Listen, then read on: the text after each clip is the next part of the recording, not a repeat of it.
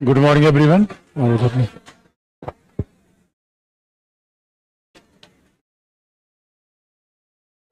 Last में अपने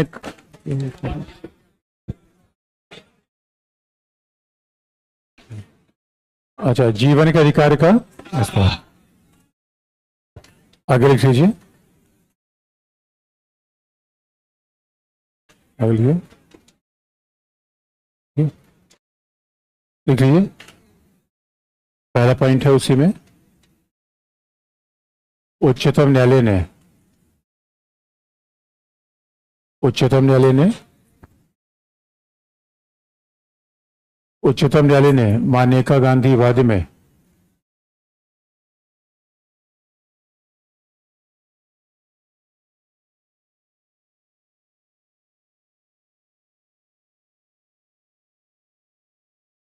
उच्चतम न्यायालय में मानेका गांधी वाद में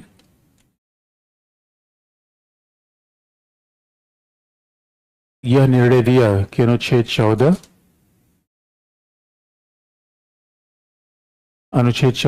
19 और 21 के बीच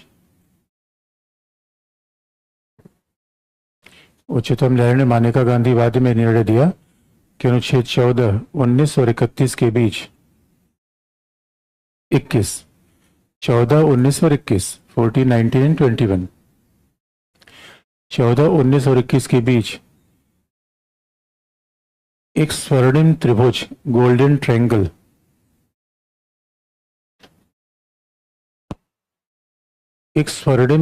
विद्यमान है, गोल्डन ट्रायंगल विद्यमान है।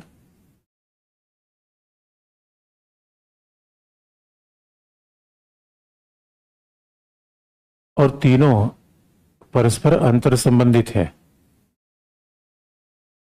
स्वर्णिम त्रिभुज विद्यमान है, गोल्डन ट्रायंगल विद्यमान है, तीनों परस्पर अंतर संबंधित हैं।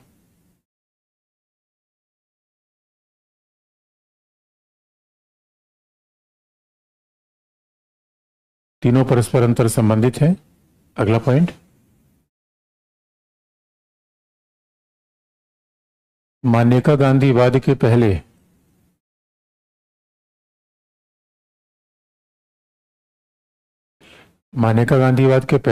यह माना जाता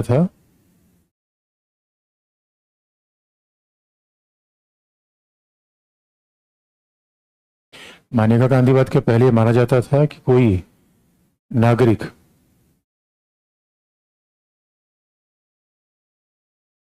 उन्हीं अधिकारों की मांग कर सकता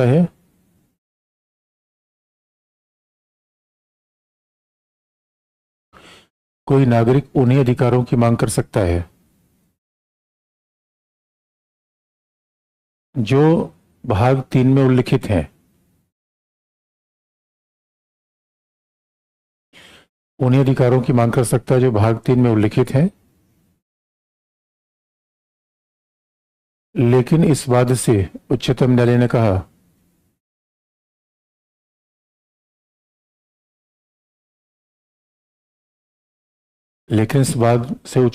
कहा कि भाग 3 में उल्लिखित अधिकारों में ही अनेक अधिकार अंतर्निहित हैं। भाग 3 के उल्लिखित अधिकारों में ही अनेक अधिकार अंतर्निहित हैं। उच्चतम न्यायालय ने कहा कि भाग 3 के उल्लिखित अधिकारों में ही अनेक अधिकार अंतर्निहित हैं।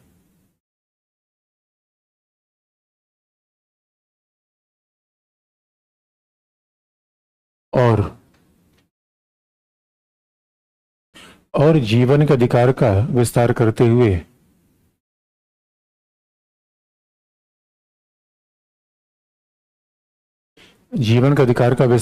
हुए न्यायालय ने कहा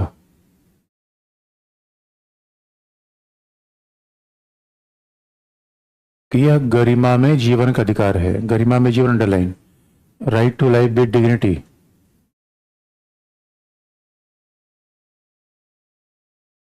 यह गरिमा में जीवन का अधिकार है, गरिमापूर्ण जीवन का अधिकार है, right to life with dignity. जीवन का अधिकार का अभिप्राय बताते हुए कहा कि गरिमा में जीवन का अधिकार है, right to life with dignity. अच्छा, ये बात बड़ी इंटरेस्टिंग है जीवन का अधिकार का मतलब है गरिमामय जीवन का अधिकार। तो ये बड़ा इंटरेस्टिंग पार्ट है कि न्यायपालिका ने पहली बार ये बात कही। अब गरिमा में तो शब्द भाग 3 में लिखा ही नहीं था, यानी इसलिए कहा जाता था कि हमारे फंडामेंटल राइट्स में मानेका गांधी केस के पहले माना जाता था कि जो फंडामेंटल राइट है वो एग्जॉस्टिव है। एग्जॉस्टिव का मतलब है जो चीज लिखी गई है उनके अलावा आप कोई मांग नहीं कर सकते। तो अनुच्छेद 21 में तो केवल 2 शब्द लिखे गए हैं, जीवन, दैहिक स्वतंत्रता। और जीवन, दैहिक स्वतंत्रता को 19 से जोड़ लीजिए तो बाकी सारी आजादी आपको मिल गई। तो उच्चतम न्यायालय ने बात कही कि संवैधानिक अंग, उच्चतम न्यायालय से पूछा गया कि क्या 19 और 21 अलग अलग है? और नहीं, जैसे हमारे हाथ है, शरीर है, पांव है, हाथ पांव अंगुलियां ये सब जुड़े हुए हैं, अलग अलग है। हाथ पांव शरीर के बीच में एक ऑर्गेनिक रिलेशन है। एक होता है ऑर्गेनिक, एक होता है मैकेनिकल। तो मैकेनिक का मतलब होता है कि घड़ी का रिलेशन एक दूसरे का मैकेनिकल है, एक पार्ट को हटा के दूसरा पार्ट आप लगा देंगे। शरीर के साथ ऐसा नहीं है। वैसे ही संविधान एक आंगिक दस्तावेज है, एक पार्ट का दूसरे से संबंध है। शरीर यानी जैसे कि शरीर के तमाम अंग आपस में जुड़े हुए हैं, वैसे संविधान के 22 भाग आपस में जुड़े हुए हैं। उनको अलग अलग मत देखिए, उनको एक साथ देखिए। ये आंगिक दस्तावेज है, ऑर्गेनिक डॉक्यूमेंट है, इसलिए आर्टिकल को तो हम साथ ही देखेंगे। और पहली बार जब मानेका गांधी केस में कह दिया कि जीवन का अधिकार का मतलब गरिमा में जीवन का अधिकार है, इसका मतलब है संविधान के शब्दों को पढ़ा है, भावना को पढ़ा। और ये भावना पढ़ना पहली बार किसने बताया था? केशवन भारती केस ने। केशवन भारती केस अब आपको अलग से विस्तार कर देंगे। याद रखिए, संविधान की व्याख्या में मूल परिवर्तन केशवन भारतीवाद से हुआ था, और वो आया था 73 में। मानेका गांधी केस है 78 में। इसका मतलब मानेका गांधी केस में कहीं न कहीं मूल अधिकारों की बात को केशवानंद से ले लिया गया कि जीवन का अधिकार में केवल जीवन का अधिकार नहीं है। और उच्चतम न्यायालय ने वो इतना बड़ा आधार दे दिया। और एक खास बात अब देखेंगे, उसी समय जब 78 में निर्णय आ रहा था, उसी के बाद जो हमारे देश में जज हुए, V R Krishna Iyer, PN Bhagwati. और एक खास बात थी, वी आर कृष्ण अय्यर एक ऐसे जज थे जो पहले पॉलिटिशियन थे। ये भारत में कमाल की बात है। आज अगर किसी रिटायर्ड जज को अगर आप गवर्नर आप बना देते हैं तो है तब मच जाती है। ये पहली बार थोड़ी हो रहा है। यानी किसी एक्टिव, वो मंत्री थे, केरल सरकार में बाकायदा विधायक रह चुके थे, मंत्री रह चुके थे, लेकिन प्रोफेशन से लॉयर थे। क्या ऐसे व्यक्ति को जज बनाए जाना चाहिए? ये बड़े सवाल का विषय है। वी आर कृष्ण अय्यर न केवल जज रहे बल्कि चीफ जस्टिस भी रहे। तो अब जब इसी समय वी आर कृष्ण अय्यर जैसे लोग आए, और वी आर कृष्ण अय्यर मूलतः थोड़ा समाजवादी आउटलुक के आदमी थे। इसका मतलब है जीवन का अधिकार का मतलब क्या है? बात वैसे देखिए, जीवन का अधिकार में एक हमारे पास शरीर है, दूसरी गरिमा है। तो जीवन का अधिकार में गरिमा चाहिए, शरीर चाहिए, दोनों में अंतर क्या है?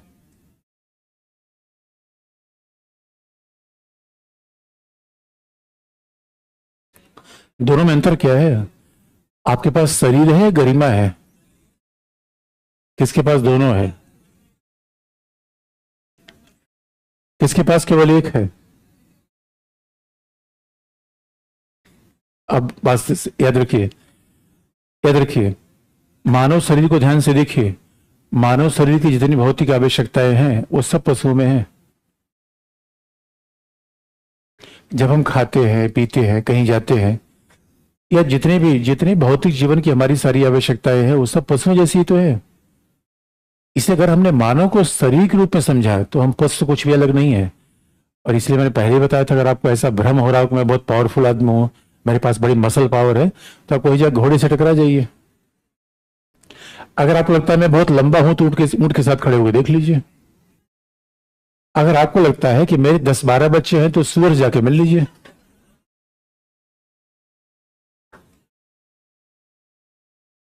बात ध्यान सुनने की यही है। अरे मेरे बच्चों, इसलिए आप याद रखना, मानव जीवन शरीर अगर होता तो पशु में जितनी हमारी शरीर की विशेषता है, पशु में मैनीफोल्ड है, पशु में कई गुना ज्यादा है। और मानव हम क्यों हैं? क्योंकि हमारी इच्छाएं अलग हैं। मानव हम क्यों? क्योंकि हम शरीर से ऊपर उठना जानते हैं। अरे मेरे बच्चों, जवानी में जद्दोजहद कर रहे हो कि रोटी कपड़ा मकान के लिए या अपनी प्रतिष्ठा और सम्मान बचाने के लिए? जीवन में लड़ाई गरिमा की है। कि मेरा भी कोई नाम ले, मेरा भी सम्मान होना चाहिए, मेरा भी कोई प्रतिष्ठा हो। मैं आपको लगता नहीं, ये नहीं, मूल बात क्या है, अब गरिमामय जीवन के लिए कुछ परिस्थितियां चाहिए। अब गरिमामय जीवन का मतलब है कि मैं भी, मेरा भी, मेरे व्यक्तित्व का, मेरी क्षमता का, मेरे चयन का भाई कोई सम्मान तो करे, कोई रिकॉग्नाइज तो करे। तो अगर आप सोच के देखिए, अगर आपको ये लगता होगा कि सचिन तेंदुलकर इसलिए ही क्रिकेट खेलना चाहते थे, केवल पैसा कमाना चाहते थे, तो हो सकता है 2-4 सालों के लिए सही रहा हो। आज के डेट में जितने भारत के जो समाज सेवी है और पेट के लिए नहीं जी रहे हैं। अरे मेरे दोस्तों, मैं तो कई बार ऐसे सांसद, मुख्यमंत्री की बड़ी तारीफ करता हूं। नीतीश कुमार सोचिए, नीतीश कुमार क्या है, एक बेटा है, उस पर भी ध्यान नहीं रखते, वो पूरा जीवन लगा दिया समाज की सेवा के लिए, इसलिए तो उनको जानते हैं। ऐसे ऐसे लोग हैं जो, क्या हो गया, नहीं बड़े सारे बाबा जी हैं, बाकी तो मैंने एक एग्जाम्पल दिया। कुछ लोगों ने इसी गरिमा के लिए तो जीवन लगा दिया, बाकी रोटी कपड़ा मकान तो कहीं मिल जाता। भाई जो प्रोफेशन से इंजीनियर रहा हो, उसको रोटी कपड़ा मकान, नौकरी दिक्कत तो नहीं आती। इसे गरिमा में जीवन का मतलब है कि मेरा जीवन में विशेष चयन है। और इसलिए जरा सोच के देखिए, लड़कियों से पूछे तो इस बात का पता चलेगा, अगर न पढ़े लिखे तो वही चूल्हे में लगा दिया जाएगा, किचन में। और खास बात है, कोई एक माँ मेरे पास आई थी अपनी बेटी की एडमिशन लेकर, उसने कितनी मार्मिक बात मुझे कही, दिल को छू गई। उसने कहा, सर मैं इसको केवल इसे लेकर आई हूं कि मेरा तो पूरा जीवन किचन में चला गया, मैं इसको किचन में ही डालना चाहती। इसे रोटी के जद्दोजहद लड़ रही हूं बहनों, कि गरिमा में जीवन का। हाँ, आपकी अपनी पहचान होनी चाहिए, ये नहीं कि इनकी बहन है, नहीं, ये गरिमा है। ओ माय गॉड, लड़कियों की पहचान कैसी होती है, मिसेज वाई, मिसेज एक्स। अरे उसका नाम बुलाओ यार, ये मिसेज एक्स क्या है, उसका नाम नहीं है। कमाल की बात है, लड़कियों को तुमने नाम तक नहीं दिया बच्चों। सोच के देखिए, ये बात केवल लड़कियों के साथ नहीं रही, समाज के वंचित वर्गों के साथ भी समस्या थी। समाज ने सम्मान ही छीन लिया था दोस्तों, और सम्मान छीन गया, ये भी जीना कोई जीना है मेरे लल्लू। इसलिए अब जीवन का अधिकार क्या होगा, केवल कोई हमारा हाथ हमारा ओढ़ दे तभी जीवन का अधिकार उल्लंघन हुआ। अगर मैं अपने मन वांछित उद्देश्य नहीं पा सका तो क्या ये जीवन का अधिकार का उल्लंघन नहीं है। अगर कोई किसी के शरीर पर हमला कर दिया जाए, वही जीवन का अधिकार का उल्लंघन है। या कोई भूखा रह गया, पढ़ नहीं पाया, या कोई बोलने का अधिकार उसको नहीं मिला, ये भी गरिमामय जीवन का उल्लंघन है। कि जीवन का अधिकार आप किसे मानेंगे। एक जीवन का संकीर्ण मतलब है कि जीवन का अधिकार किसे नहीं है, जिसके जीवन पर हमला कर दिया हमने, उस पर अटैक कर दिया, शरीर पे हमला कर दिया, उसकी जीवन का अधिकार को नुकसान कर दिया। अरे मेरे बच्चों, जिसको हमने पढ़ाया नहीं, जिसको अपने मन माफिक जीवन की मंजिल नहीं दी, उसके जीवन का अधिकार का सम्मान कहां हुआ। इस तरह सोच के देखिए, हम केवल पेट के लिए ही जीते तो फिर तो कोई ये कह देता कि भाई आप मेरे दास बन जाओ, आपकी जो आवश्यकता है ऑन डिमांड खाना आपको मिलेगा, जो भी आपको डिमांड हो खाना मिलेगा, लेकिन आपको एक मेरी इच्छा से काम करना पड़ेगा। आप पहनोगे वही जो मैं कहूंगा, आप जाओगे वही जो मैं कहूंगा, आप बात उसी से करोगे जो मैं कहूंगा। आप कहोगे सर अपना खाना पीना सब रखो, मैं चला फुक्कड़ बन के। इसलिए एक बात याद रखिए, गरिमा का मतलब क्या है। हमारे सहनाई, मैंने आपसे कहानी बताई, सहनाई वादक बिस्मिल्लाह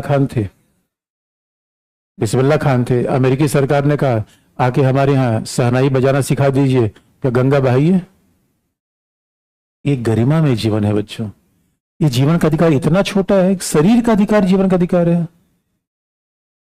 शरीर का अधिकार जीवन का अधिकार है। और यही गोपालन केस में उच्चतम न्यायालय ने कहा आप जेल में बंद हैं, आपका जीवन का अधिकार बना हुआ है क्योंकि आप कोई पीट नहीं रहा है। यानी जीवन का अधिकार क्या है, पीटने से आजादी। जीवन का अधिकार क्या है, हमले से आजादी। अरे ये जीवन का अधिकार का छोटा रूप है। जीवन का अधिकार क्या है, मैं चाहूं आसमान में उड़ूं, ये जीवन का अधिकार है। मैं चाहूं तो चश्मा इधर पहनूं या पीछे पहनूं, और मैं चाहूं तो क्रिकेटर बनूं, मैं चाहूं तो मॉडल बनूं, और मैं चाहूं तो बाबा रामदेव बन जाऊं, सचिन तेंदुलकर बन जाऊं, या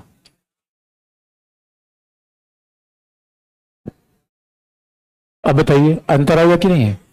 इसलिए मानेका गांधी केस में क्या कहा गया, जीवन का अधिकार का मतलब है गरिमा में जीवन का अधिकार। और अब भाई गरिमा कोई ऑब्जेक्टिव चीज तो है नहीं, परिभाषित कर दें। क्योंकि गरिमा का मतलब है कि हर व्यक्ति के चेहरे अलग है, हर व्यक्ति की प्राथमिकता अलग है, हर व्यक्ति की सोच अलग है। अब कई कई कई कई लोग आप देखें जीवन में ऐसे ऐसे हैं।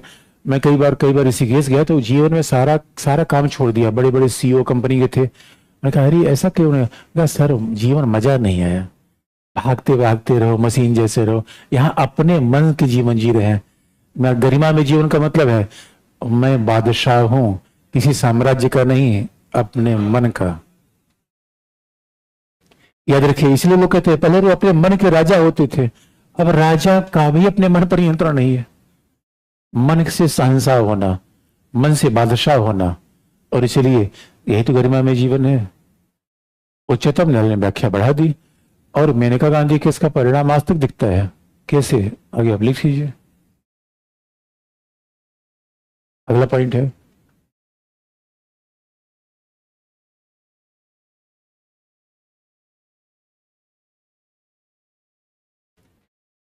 उच्चतम न्यायालय के उच्चतम न्यायालय ने इसी निर्णय में कहा कि जीवन के अधिकार में विदेश यात्रा का अधिकार भी शामिल है।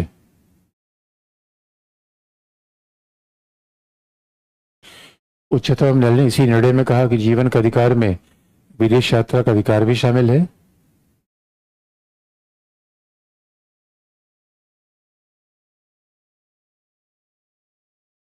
अच्छा, अब यहां ध्यान से सुनने की आवश्यकता है।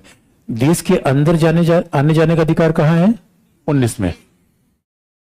विदेश जाने का अधिकार कहां है? 21 में। क्या लिखा आपने? विदेश जाने का भी अधिकार है। और व्यक्ति की गरिमा में जीवन के लिए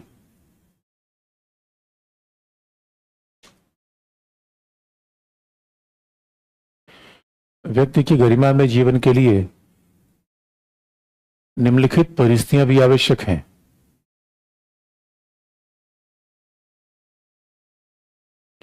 व्यक्ति की गरिमा में जीवन के लिए निम्नलिखित परिस्थितियां भी आवश्यक हैं।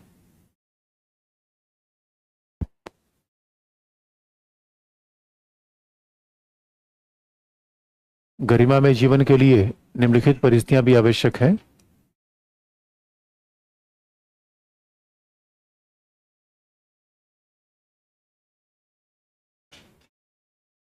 एक कांट बड़े फिलोसफर थे। मतलब गरिमा में जीवन की कहानी का कांट के जीवन से अब देखिए। कांट कभी किसी की नहीं सुनते थे। कांट कांट को एक बार किसी महाराज ने बुलाया तो कांट को कहा गया कि कांट ने कहा जाके महाराज से कह दो मेरा मन नहीं आने का। उनको कहा अरे बहुत सम्मान दिया जाएगा। उनका बेकार की बात मत करो। छात्र एक एक दुनिया में नायाब लोग पैदा हुए हैं। छात्र को नोबेल पुरस्कार ने बुलाया कि भाई आपको मैं नोबेल पुरस्कार देना चाहता हूं। वह तुम्हारी हैसियत कि मेरे काम को तुम पुरस्कार से नाप दोगे? रखो अपना पुरस्कार ही मना कर दिए। यही देखिए गरिमामय जीवन। व्यक्ति की कोई लंबाई चौड़ाई नहीं है दोस्तों। और आजकल नए नए युवा व्यक्ति हैं पढ़े लिखे, वो कहते हैं लंबाई बताओ। लंबाई कितनी है? मंगल ग्रह तक है। कहां तक बताऊं? नीचे कहां तक धंसूं समझ में नहीं आ रहा है। महासागर के नीचे तक। अरे लंबाई चौड़ाई आकांक्षाएं इरादे होने चाहिए। उड़ता पंखों से है या इरादों से? इरादों से।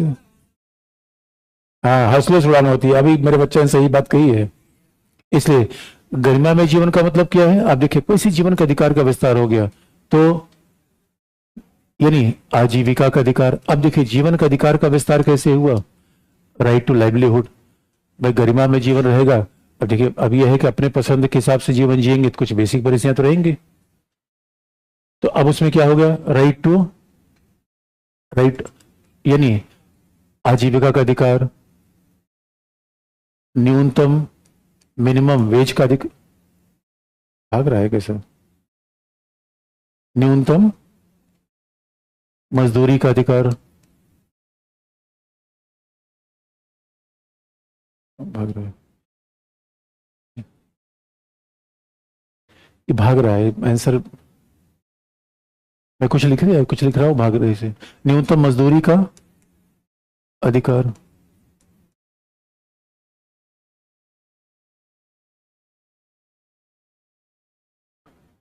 अच्छा, तो मैं लिखूं, फिर तो लिख नहीं पाऊंगा फिर मैं। अच्छा चलिए फिर, क्लास का बच्चा बल लिखना छोड़ देते हैं, इसे क्लॉ पे भी लिख लीजिए फिर। क्या लिखा आपने? न्यूनतम मजदूरी का अधिकार।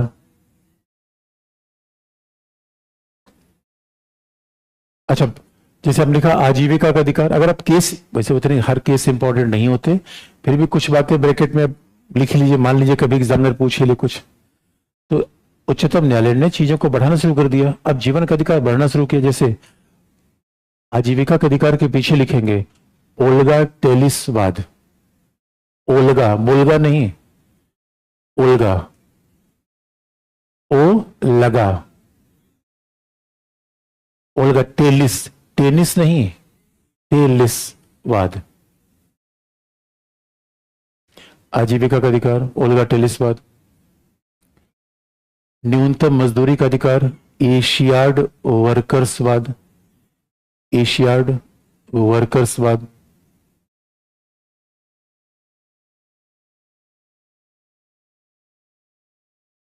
एशियाड वर्कर्सवाद। अगला त्वरित सुनवाई का अधिकार। त्वरित सुनवाई, त्वरित, जल्दी, स्पीडी ट्रायल। त्वरित सुनवाई ब्रैकेट में हुसैन आरा खातून केस।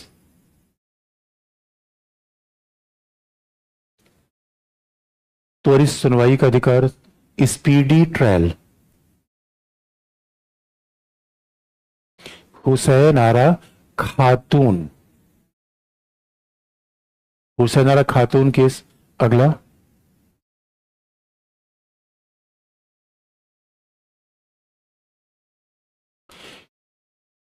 प्रदूषित पर्यावरण के विरुद्ध अधिकार। प्रदूषित पर्यावरण के विरुद्ध अधिकार ब्रैकेट में एमसी मेहता केस। प्रदूषित पर्यावरण के विरुद्ध अधिकार।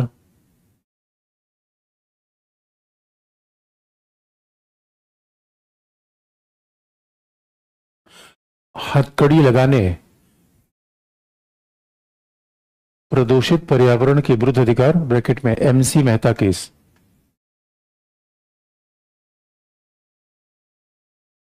MC Mehta case. हथकड़ी लगाने, हथकड़ी लगाने एवं एकाकी रूप में बंदी, सॉलिटरी कन्फाइनमेंट, हथकड़ी लगाने और अकेले जेल में बंद करने के विरुद्ध अधिकार। हैंडकफिंग और राइट अगेंस्ट सॉलिटरी कन्फाइनमेंट, अकेले जेल में रखने के विरुद्ध अधिकार।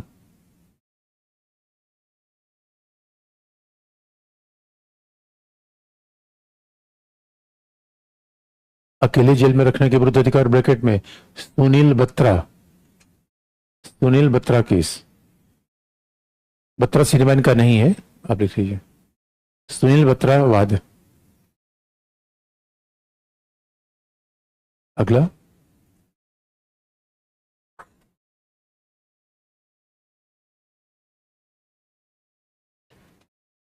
यौन शोषण के विरुद्ध अधिकार ब्रैकेट में विशाखावाद। यौन शोषण के विरुद्ध अधिकार ब्रैकेट में विशाखावाद।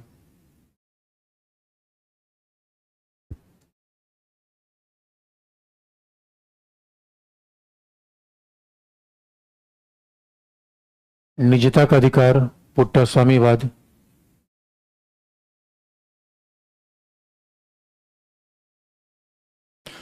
निजता का अधिकार पुट्टास्वामीवाद।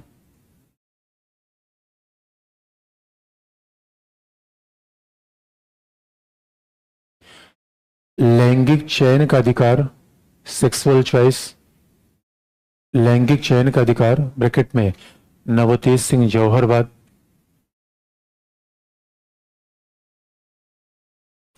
लैंगिक चयन का अधिकार नवतेज सिंह जौहर, नवतेज सिंह जौहरवाद।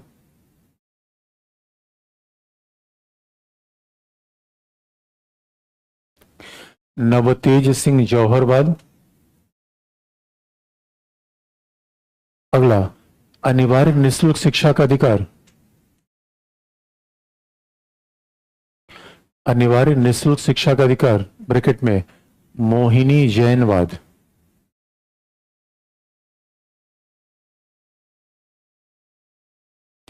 अनिवार्य निःशुल्क शिक्षा का अधिकार, मोहिनी जैनवाद।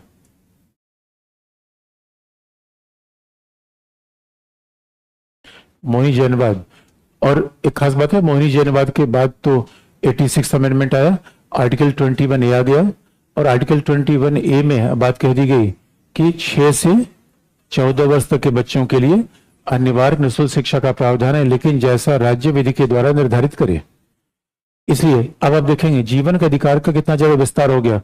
उसके अलावा उसमें नींद लेने का अधिकार, अभी आपने देखा होगा क्लाइमेट चेंज के खिलाफ अधिकार, क्लाइमेट चेंज के खिलाफ अधिकार, नींद लेने का अधिकार बाबा रामदेव के मामले में कहा गया था। इसका मतलब है उच्चतम न्यायालय ने जीवन के अधिकारों का कितना विस्तार कर दिया। और इसलिए आप देखेंगे कि हमारे यूपीएससी मेंस में सवाल पूछा गया था, पुट्टा स्वामी केस से सवाल नहीं था, सवाल इस तरीके से पूछा गया था कि उच्चतम न्यायालय ने जीवन के अधिकार का विस्तार कैसे किया, उस संदर्भ में पुट्टा स्वामी केस को बताइए। इसका मतलब है कि एग्जामिनर ने कैसे, कई केसेस ऐसे होते हैं जिनका पास्ट का इंपॉर्टेंस है, ये आज भी इंपॉर्टेंस है। तो वो सिलसिला ही शुरू हुआ था मेनका गांधी केस से, जहां पे न्यायपालिका ने जीवन के अधिकारों का विस्तार शुरू कर दिया। अब आप ये कहेंगे, यही बात तो है कि अब इसमें से जितने हमने शब्द बताए भाग 3 में तो नहीं लिखे गए, जितने हमने शब्द बताए भाग 3 में कहीं है ही नहीं है। अब यही तो मामला आता है कि उच्चतम न्यायालय मूल अधिकार की व्याख्या कर रहा है या मूल अधिकार का नया निर्माण कर रहा है। अब इस पे मतभेद आ गया, इसमें मतभेद आ गया, और स्वाभाविक रूप में अब उच्चतम न्यायालय ने कह दिया कि यौन शोषण अधिकार ये जीवन का अधिकार का भाग है। उच्चतम न्यायालय ने कह दिया गरिमा में जीवन का अधिकार, जीवन का अधिकार, विदेश यात्रा, स्पीडी ट्रायल।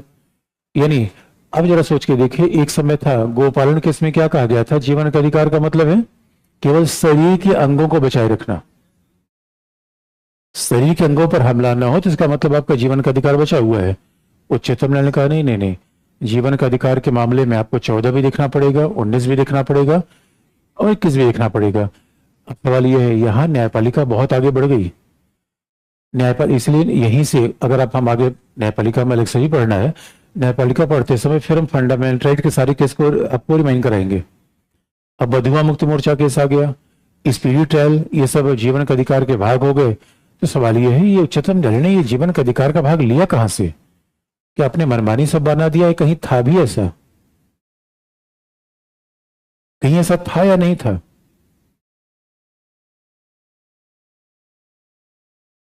अगला लिख लीजिए, अगले पैराग्राफ से, अगले पैराग्राफ से।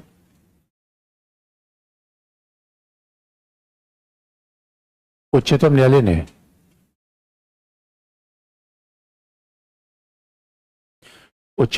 जिस प्रकार जीवन के अधिकारों का विस्तार किया,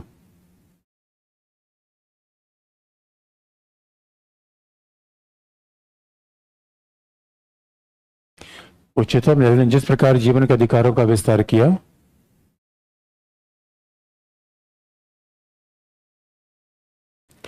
उससे यह प्रतीत होने लगा, उच्चतम न्यायालय ने जिस प्रकार जीवन के अधिकार का विस्तार किया, उससे यह प्रतीत होने लगा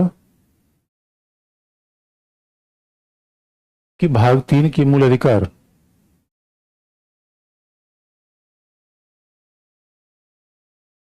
भाग 3 के मूल अधिकार भाग 4 के निदेशक तत्व से जुड़ गए।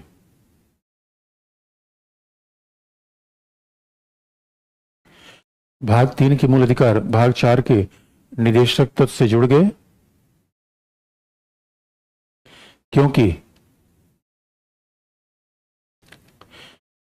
क्योंकि संविधान के प्रत्येक भाग आंगिक रूप में एक दूसरे से जुड़े हुए हैं।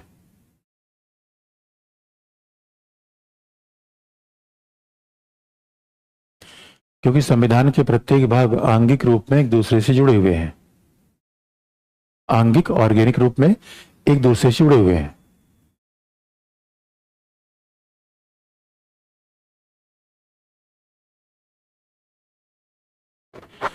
अब ये बात बड़ी इंटरेस्टिंग आ गई मामला। आप देखिए, और मेनका गांधी केस का प्रभाव इतना नहीं है। एक तो जीवन का अधिकार का विस्तार जो कि आज तक बना हुआ है, तो सिलसिला शुरू हुआ था 78 से, मामला यहां तक नहीं है। फिर एक 3 शब्दों का अंतर आपको बता दें, मानेका गांधी केस में न्यायपालिका ने कैसी परंपरा शुरू कर दी जो आज तक बनी हुई है। इसे कहा भी जाता है कि मानेका गांधी केस में उच्चतम न्यायालय ने संविधान की व्याख्या को यू टर्न मार दिया। इसका मतलब क्यों मार दिया? क्योंकि फिर हम तीन शब्द का उपयोग कर रहे हैं। एक है विधि द्वारा स्थापित प्रक्रिया, ये हमने कल भी एक्सप्लेन किया था, इसका फिर एग्जाम्पल बता रहे हैं। प्रोसीजर एस्टेब्लिश बाय लॉ, तो विधि द्वारा स्थापित प्रक्रिया का सीधा मतलब है जो लॉ से, भाई लॉ का दो पार्ट होता है, एक तो विधि है, दूसरा प्रक्रिया है, कल ने आपको बता रखा था। तो न्यायपालिका न तो विधि पर सवाल उठाएगी और न विधि में उल्लिखित प्रक्रिया पर, क्योंकि पार्लियामेंट ने बनाया है। और हाँ, न्यायपालिका इस पर सवाल तब उठाएगी जब ये संविधान के खिलाफ हो जाए, मूल अधिकार के खिलाफ हो जाए, तब ये सवाल उठाएगी। लेकिन यही बात मानेका गांधी केस तक आते आते बदल गई।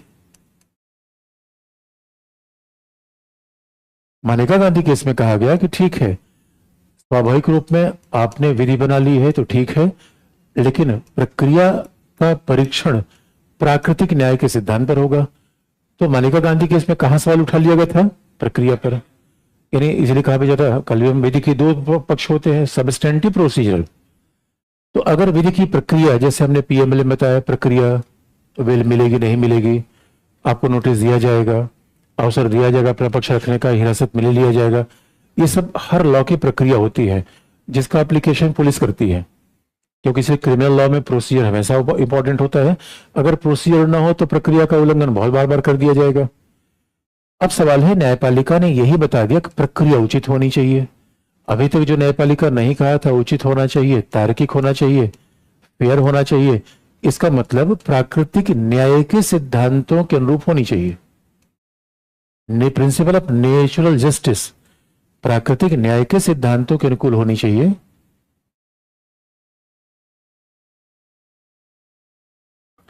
यह बात न्यायपालिका ने मान लिया। लेकिन इसी मानेका गांधी केस में अगर न्यायपालिका यहां तक ही मामला कहती तब तो ठीक था। मानेका गांधी केस से क्लू पार कर न्यायपालिका ने इस पे भी सवाल उठाना शुरू कर दिया। इसलिए एक है विधि द्वारा स्थापित प्रक्रिया, प्रोसीजर एस्टेब्लिश बाय लॉ। अब जरा इसको देखिए,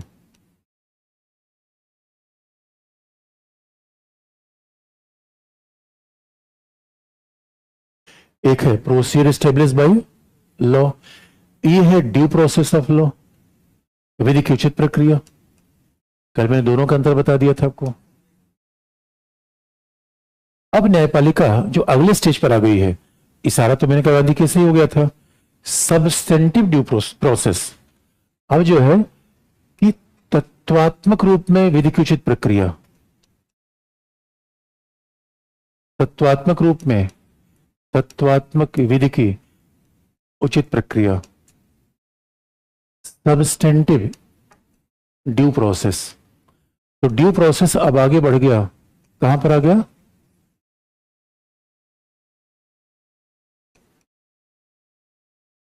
substantive due process. Substantive due process का मतलब होता है कि हम केवल प्रोसेस पे, प्रोसीजर पे सवाल नहीं उठाएंगे, हम विधि पर भी सवाल उठा देंगे। लॉ जो आपने, जो विधि का सबस्टेंटिव पार्ट है, अभी तक विधि के किस पार्ट पर सवाल उठाया जाता था? प्रोसीजरल, कि आप किसी को अरेस्ट करते हैं तो कितने घंटे पुलिस सामने लाएंगे, आप किसी को अरेस्ट करेंगे तो क्या सुविधा देंगे, प्रोसीजर है। आप बेल देंगे नहीं बेल देंगे, कॉग्निजेबल है नॉन कॉग्निजेबल है, यही तो प्रोसीजर है। अब तो न्यायपालिका ने विधि पे ही सवाल उठाना शुरू कर दिया कि विधि सही है गलत है। तो अब सवाल, यही तो मामला है। और जब न्यायपालिका ये बताना शुरू कर दी कि विधि सही है गलत है, तो आप देखिए एग्जैक्टली अमेरिका में न्यायपालिका यही करती है। और हमारे संविधान जब बन रहा था तो हमारे यहाँ एक संविधान सभा के बड़े विद्वान ने अमेरिकी एक न्यायाधीश को फोन किया कि हम संविधान बना रहे हैं, क्या ये शब्द डाल दे? तो अमेरिकी न्यायाधीश कहा नहीं, आप संभाल नहीं पाएंगे, आपके यहाँ प्रॉब्लम आ जाएगी। इसका मतलब जरा सोच के देखिए, सबस्टेंटिव ड्यू प्रोसेस का मतलब है कि अब न्यायपालिका बताएगी कि मैरिटल रेप होता है कि नहीं रेप होता है। अरे मैरिटल रेप होता है नहीं होता है, ये विधि का सबस्टेंटिव पार्ट है, प्रोसीजर पार्ट है, सबस्टेंटिव पार्ट है ना। अरे विधि का प्रोसीजर पार्ट ये होता कि मैरिटल रेप होने पर किसी को क्या दंड मिलेगा, उसको बुलाया जाएगा नहीं बुलाया जाएगा। अब न्यायपालिका तो ये कह रही है कि आप मैरिटल रेप होना चाहिए, वैवाहिक, यानी अब अच्छा कुछ शब्दों का इतना पॉपुलर प्रयोग होता है कि उसका अनुवाद करने की आवश्यकता नहीं है, अनुवाद में उसके मतलब खत्म हो जाते हैं। लेकिन किसी इंग्लिश शब्द को अगर देवनागरी लिपि में लिखिए तो अंडरलाइन जरूर कर दीजिए। अब सवाल मैरिटल रेप की बात आ जा रही है। अरे भैया, प्रक्रिया की बात करो, कानून की बात कर रहे हो। बात को और थोड़ा ब्लंटली बोल दें, न्यायपालिका विधि की व्याख्या कर रही है, विधि का निर्माण कर रही है।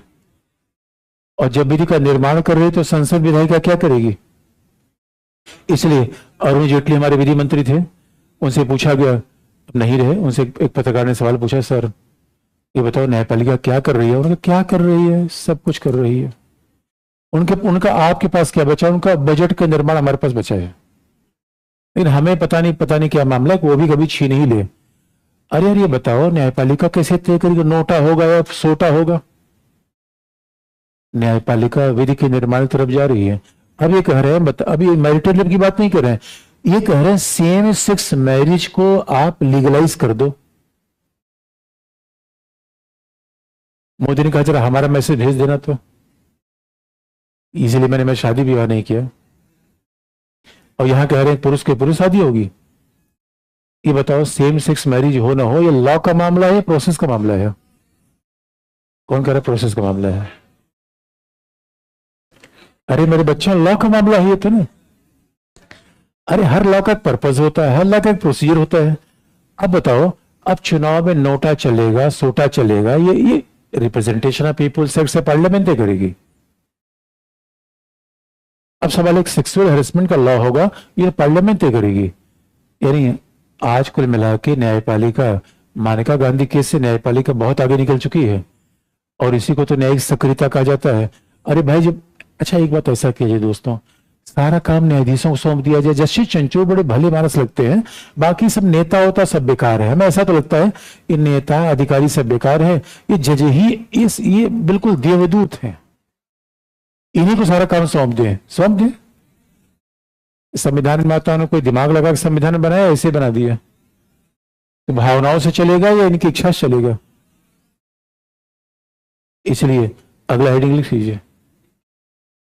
क्या लिखा आपने?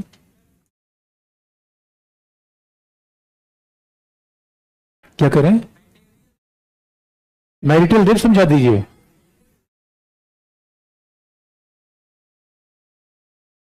इसका मतलब है आपका विवाह हुआ है, आपका विवाह हुआ है तो समझने की आवश्यकता नहीं है, लिख लो पहले। क्या? अच्छा, मैरिटल रेप तुम क्लास के बाद आना, मैं समझा दूंगा तुमको। क्या करें? आगे लिख लीजिए, क्या लिखा आपने?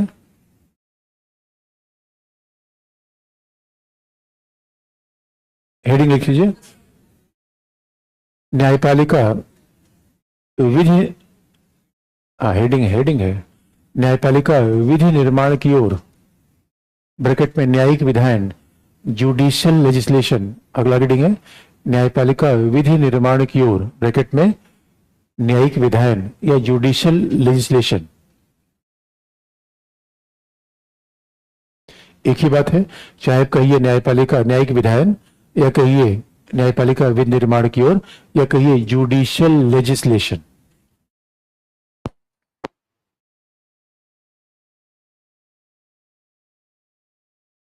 हिंदी में कहते हैं न्यायिक विधायन। जुडिशियल लेजिस्लेशन का मतलब होता है न्यायिक विधायन।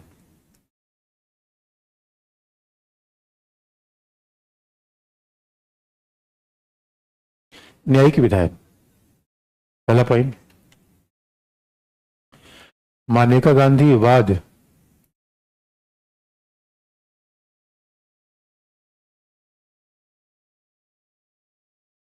मानेका गांधी वाद के द्वारा न्यायपालिका ने अपनी शक्तियों का जो विस्तार किया,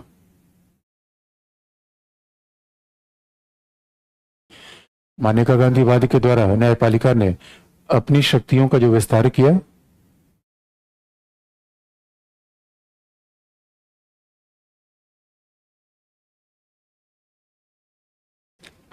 उसे फिलहाल अपनी शक्तियों का जो विस्तार किया उसे फिलहाल न्यायिक विधायन के रूप में देखा जा सकता है।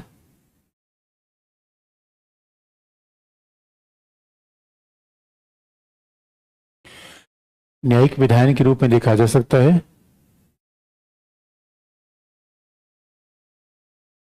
जहां न्यायपालिका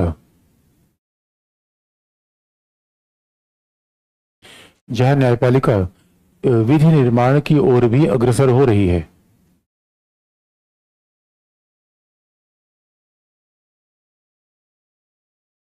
जहां न्यायपालिका विधि निर्माण की ओर भी अग्रसर हो रही है।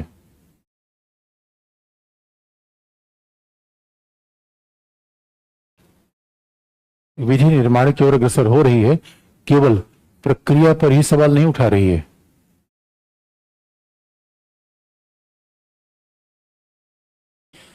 जहां न्यायपालिका विधि निर्माण की ओर अग्रसर हो रही है, केवल प्रक्रिया पर ही सवाल नहीं उठा रही है।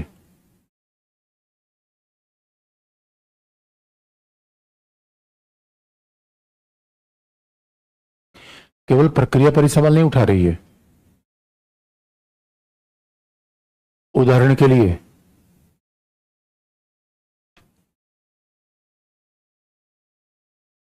न्यायपालिका ने हिंदू मैरिज एक्ट में,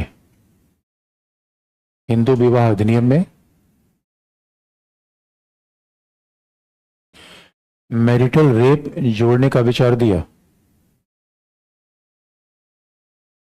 हिंदू विवाह अधिनियम में मैरिटल रेप को जोड़ने का विचार दिया। मैरिटल रेप को जोड़ने का प्रस्ताव दिया।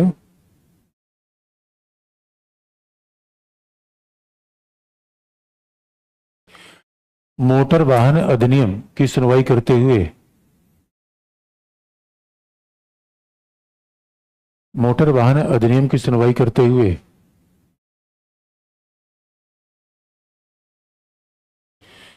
मोटर वाहन अधिनियम की सुनवाई करते हुए कहा कि अधिनियम में उल्लिखित दंड की मात्रा कम है।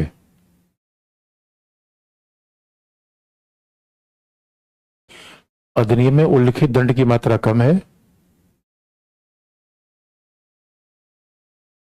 और दंड को 2 वर्ष से 10 वर्ष बढ़ा दिया जाए।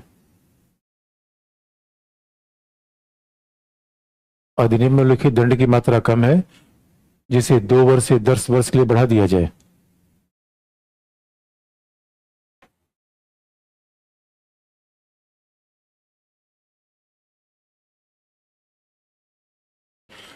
दो वर्ष से 10 वर्ष के लिए बढ़ा दिया जाए।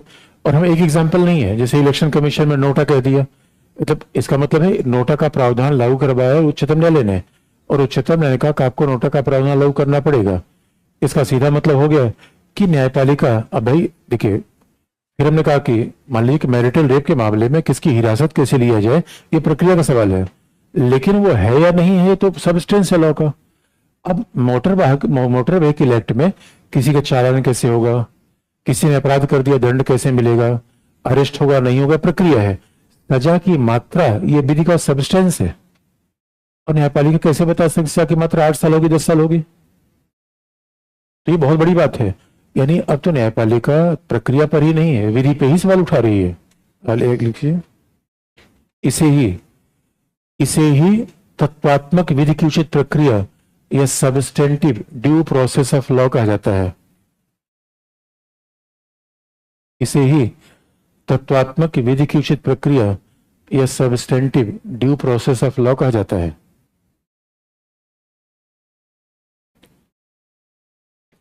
इसे ही तत्वात्मक विधि की उचित प्रक्रिया या substantive due process of law कहा जाता है।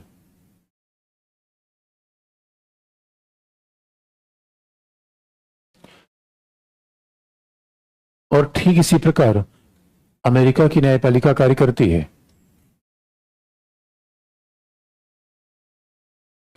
ठीक इसी प्रकार अमेरिका की न्यायपालिका कार्य करती है।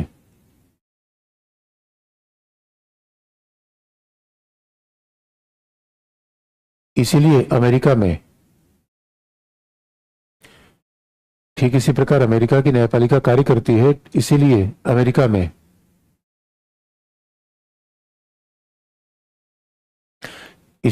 में न्यायालय को तीसरा सदन भी कहा जाता है।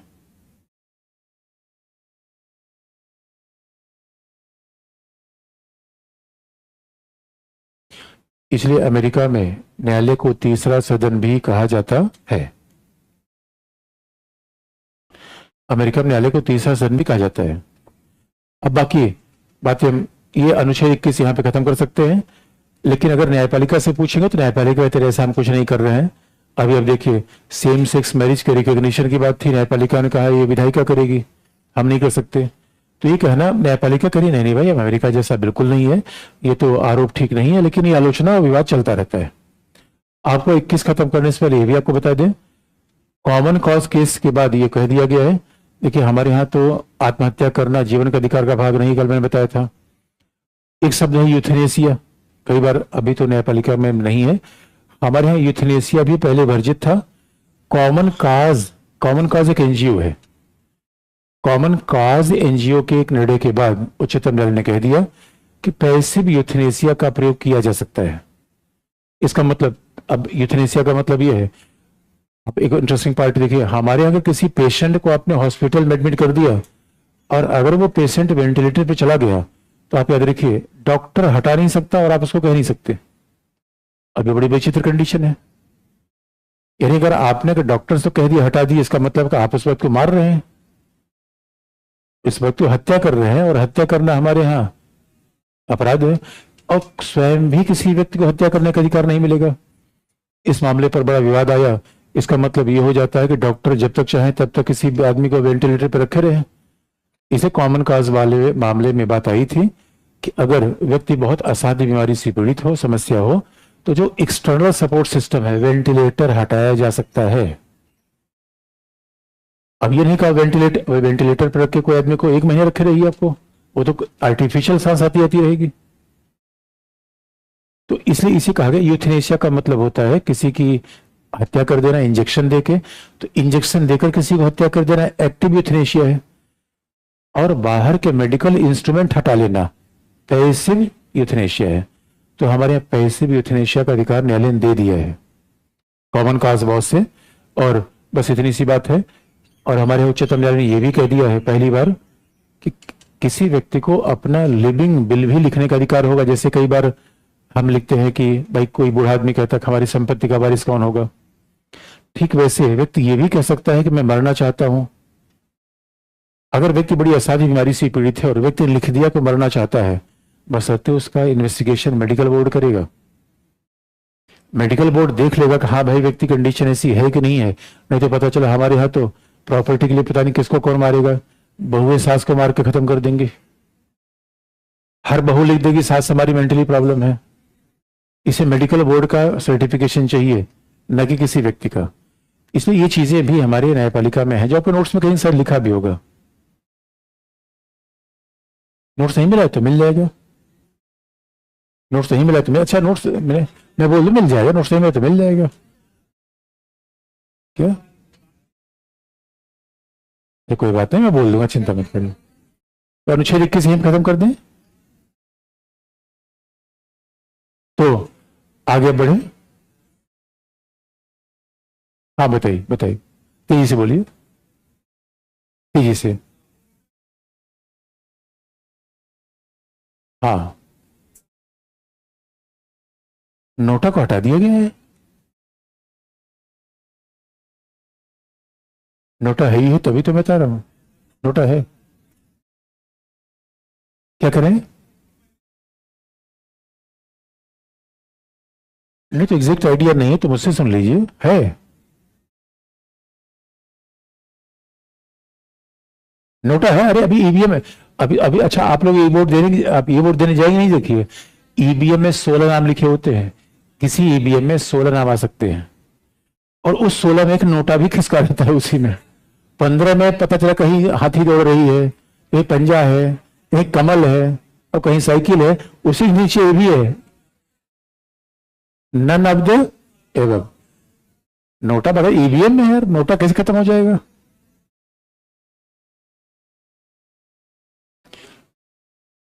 हाँ बस अच्छा, आपको कंफ्यूजन क्यों हुआ? बैठ जाओ मेरे बच्चे, बैठ जाओ। आप कंफ्यूजन इसलिए होगा, हमारे कुछ इलेक्शन ऐसे होते हैं नोटा का प्रयोग नहीं होता, राष्ट्रपति और राज्यसभा। फिर राष्ट्रपति राज्यसभा के इलेक्शन का तरीका अलग है, इसे वहां नोटा का प्रयोग नहीं हो पाता, अन्यथा बाकी जगह नोटा का प्रयोग होता है। बताओ मेरे बच्चे, खड़े होके बोलो, तुम खड़े हो, कोई बात नहीं, तुम्हें कोई कुछ कहेगा नहीं, बोलो हाँ, तेजी से बोलो।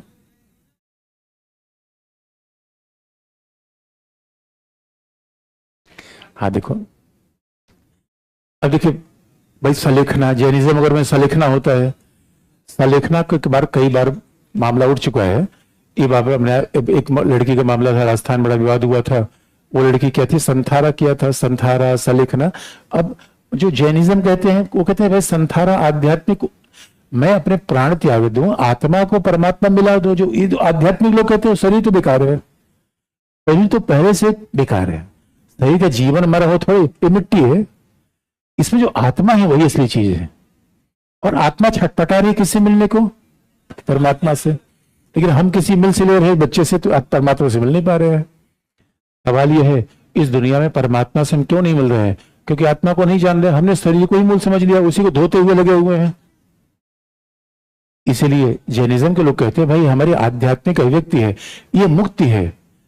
वो कहते हैं यही आजादी है, यही आजादी है, क्योंकि शरीर के बंधन में आत्मा तड़फड़ा रही है और आत्मा अपने प्रेमी से मिलना चाहती है, उसका नाम क्या है, परमात्मा। अब इस मिलने में राज्य क्या करेगा यार, ये जैनिज्म का तर्क है। लेकिन राज्य, अब सवाल यही है, राज्य कहता है ना मुझे आत्मा से मतलब है, परमात्मा से मतलब है, मुझे शरीर से मतलब है, तो राज्य को याद दिलाया गया। अब बड़ा विवाद का विषय हो जाता है, राज्य को याद दिलाया गया, आपने ही कहा था गोपनीयता, राइट टू प्रिवेसी, आपने ही तो कहा था निजता का अधिकार है, तो मैं अब किससे मिलना चाहता हूं, ये मेरा निजी मामला है। अब घर में अगर बैठ के मैं उपवास रख रहा हूं, और मैं इसलिए कि मैं आत्मा को परमात्मा से मिला दूं, क्योंकि आप इस बात पे कहेंगे कि जैन जो मॉन्क होते हैं वो कपड़ा नहीं पहनते, दिगंबर होते हैं, तो आप कहेंगे अश्लीलता फैला रहे हैं ये। अरे भाई लोग कहते ही है ना, इसीलिए विवाद के विषय है, और जो विवाद के विषय है उसमें फंसने की जरूरत है ही नहीं है। तेजी से बोलो मेरे बच्चों।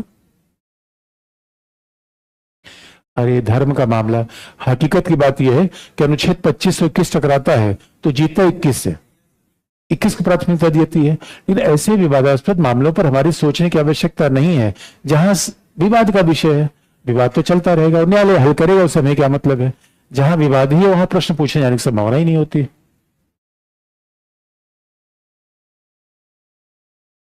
बताइए, यूथनेशिया ठीक है, सवाल पूछो यार, तुम न्यूजीलैंड ब्रिटेन की बात मत करो। अरे सीधी सी बात, अरे मेरे बच्चों, ब्रिटेन कनाडा में मामला अलग है, वहां जनसंख्या कम है। विदेशों का एग्जाम्पल मत लो, वहां जनसंख्या बढ़ी नहीं रही है, हमारे यहां जनसंख्या बहुत है। और दूसरी बात है, वहां मेडिकल सिस्टम बड़ा अच्छा है, मेडिकल सिस्टम अच्छा है, लोगों के पास पैसा है। और बात ध्यान रखने की है, और ब्रिटेन वगैरह में मेडिकल एथिक्स इतनी है कि बिलावजह किसी को वेंटिलेटर पर नहीं रखेंगे। अब यहाँ तो डॉक्टर बिलावजह, कोरोना में कई लोग अपने परिजनों को तो खोया ही, उसके बाद घर बार भी खो दिया, डॉक्टर ने बिल बना के इतना भेज दिया। इसलिए हमारे यहाँ की ब्रिटेन और न्यूजीलैंड से तुलना मत करो। न्यूजीलैंड 20 लाख की आबादी, उतना तो मुखर्जी में क्लास में लोग बच्चे घूमते हैं, तो वहां से कंपेरिजन करने की जरूरत नहीं है। क्या कह रहे हैं, मेट्रो में ज्यादा यात्रा करते हैं। आगे बढ़े,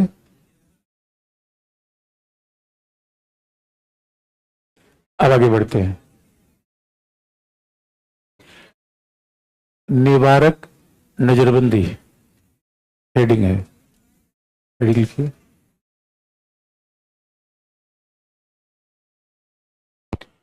निवारक नजरबंदी,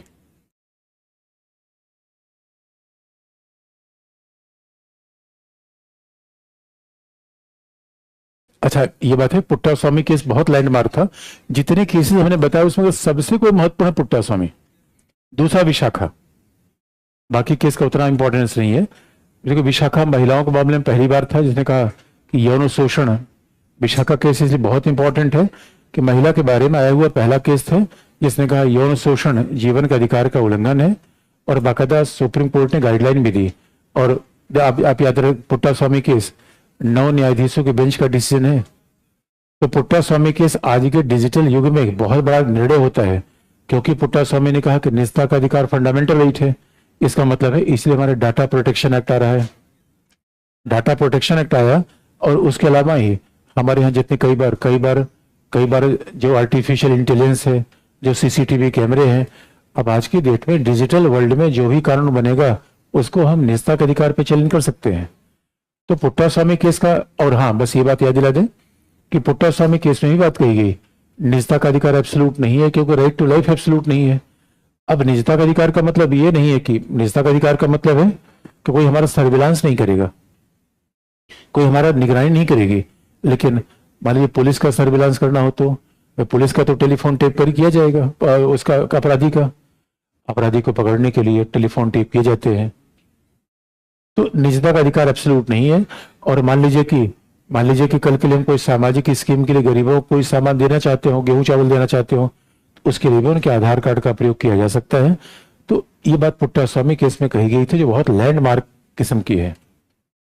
यानी मानेका गांधी केस के बाद दूसरा बहुत लैंडमार्क केस देखेंगे पुट्टा स्वामी केस, क्योंकि 9 न्यायाधीशों की बेंच है, संवैधानिक बेंच है, और आज के डिजिटल जमाने में इस वाद का बहुत ज्यादा महत्व है और ये बार बार कहीं ना कहीं आता रहेगा। लेकिन अगला हेडिंग क्या लिखा आपने? निवारक। आपने किसी को नजरों से बंद किया है? किसको?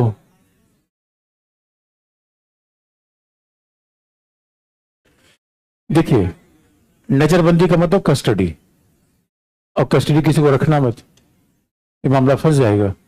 इसलिए आप याद रखिए, किसी भी व्यक्ति को अरेस्ट और हिरासत में, अरेस्ट और कस्टडी में लिया जा सकता है। किसी व्यक्ति को सामान्यतः हिरासत में लिया जा सकता है, बंदी बनाया जा सकता है। अब मूलतः मैं आर्टिकल 22 की बात कर रहा हूं। मैं प्रैक्टिस आपको बता दूं, उसके बाद आपको आर्टिकल में बता देता हूं। भाई, हमारे संविधान में बात लिखी गई आर्टिकल 22 में, किसी व्यक्ति को हिरासत में लिया जा सकता है और बंदी बनाया जा सकता है। इसका मतलब होता है पहले हम किसी को अरेस्ट करते हैं, फिर बाद में कस्टडी में लेते हैं। अरेस्ट करने का मतलब यह है कि सामान्यतः उस व्यक्ति को पुलिस थाने में रखा जाएगा, पुलिस कस्टडी में रखा जाएगा। और अगर अरेस्ट बंदी किया जाएगा, स्वाभाविक रूप में उसने किसी विधि का उल्लंघन किया है। ये बात ध्यान में रखने की है। यानी हमारा संविधान कहता है कि विधि के उल्लंघन के बिना, यही तो विधि का शासन है, विधि के उल्लंघन के बिना किसी को दंडित नहीं किया जा सकता। अरेस्ट करना, और ये इसलिए आप देखेंगे आर्टिकल 22 भी जीवन का अधिकार से जुड़ता है। हम बात किसका बताना चाहते हैं? अनुच्छेद 22 का। लेकिन अनुच्छेद 22 की प्रैक्टिकल पहले बातें बता दें, फिर आप आर्टिकल आप देख लेना। अब हमें आर्टिकल के प्रैक्टिस कर पता चल जाए, बात बड़ी सरल सी है। किसी व्यक्ति को हिरासत में लिया जा सकता है अगर उसने किसी विधि का उल्लंघन किया। तो आप किसी व्यक्ति का नाम आप याद कर सकते हैं जो हाल में हिरासत में लिया गया हो, कौन हो सकता है? उसके अलावा नहीं, उनको अरेस्ट में नहीं लिया गया। अरेस्ट में, क्योंकि वहां पे सिविल कानून है, वो आर्थिक कानून है, तो इसलिए अरेस्ट करना और किसी का अरेस्ट, इसका मतलब है अगर कोई भी व्यक्ति हिरासत में लिया जाएगा, पहला शर्त क्या है? विधि का उल्लंघन किया हो। दूसरी बात है, अब सवाल है कि अरेस्ट करने का अधिकार चूंकि पुलिस के पास है, अरेस्ट करने का अधिकार पुलिस के पास है, इसलिए हमें क्या पता चलेगा विधि का उल्लंघन है या नहीं है।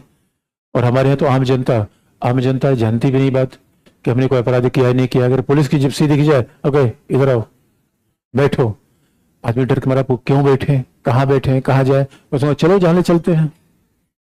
सामान्यतः आप याद रखिए, अरेस्ट वो व्यक्ति माना जाएगा जब, हमारे यहाँ देखिए कई बार पुलिस, संविधान क्या है, व्यवहार में थोड़ा फर्क आ जाता है। पुलिस कई बार अरेस्ट भी कर लेती है, थाने में ले जाती है। थाने में ले जाए गए व्यक्ति का अरेस्ट तब दर्ज किया जाएगा जब उसके रजिस्टर में नाम लिखा जाए उसका।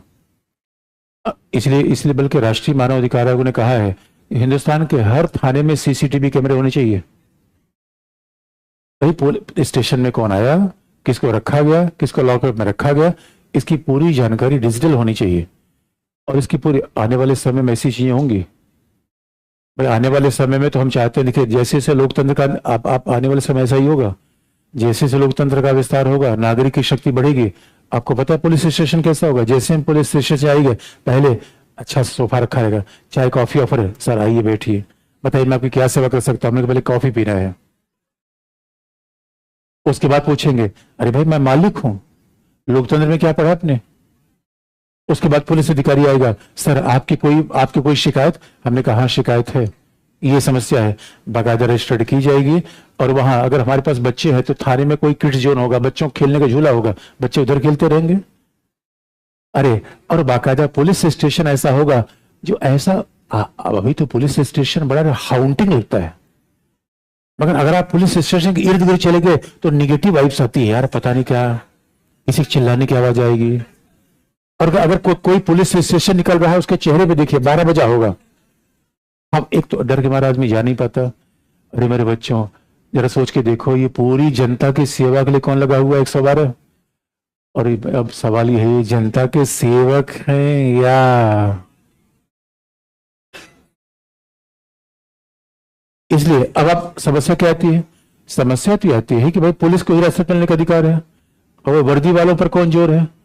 अब पुलिस ने किसी की हिरासत में ले ली तो उसके लिए कहा गया है, हमारे यहाँ पुलिस किसी व्यक्ति को अगर मान लीजिए विधि का उल्लंघन न भी किया हो और हिरासत में लेती है, पुलिस किसी व्यक्ति को 24 घंटे से ज्यादा नहीं रख सकती, जिसमें यात्रा का समय शामिल नहीं होगा।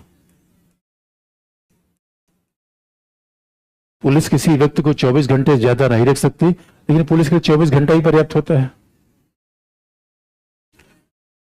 24 घंटे जो पुलिस के पास चला गया उसके बाद दूसरा काम करने लायक रहता नहीं वो।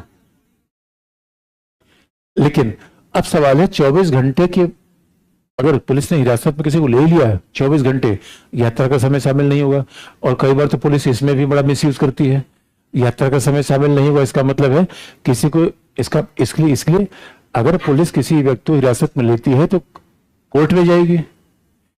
पुलिस किसी व्यक्ति को हिरासत में लेती है तो 24 घंटे के भीतर 24 घंटे के भीतर with in 24 hours judicial magistrate के सामने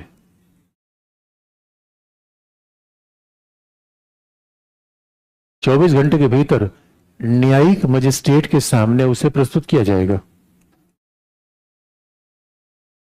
और हर डिस्ट्रिक्ट में एक न्यायिक मजिस्ट्रेट होता है जो 24 घंटे उसी काम के लिए बैठा हुआ है, उसको कोई संडे मंडे नहीं है, कोई छुट्टी नहीं है। और होता यह है कि सीधा पुलिस वाले उसके घर पे ही आ जाते हैं, भाई हमेशा तो ऑफिस में बैठा नहीं रहेगा, उसके घर पे आ जाएंगे और भाई जज को अनुभव होता है, बाकायदा कागज दिखाएंगे, ये आरोप है, ये मामला है, अरेस्ट किया है, मजिस्ट्रेट कहता है ले जाओ रखो इसको, अन्यथा उसको छोड़ दिया जाएगा।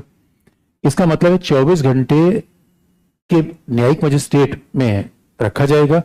लेकिन सवाल है कौन से मजिस्ट्रेट के सामने।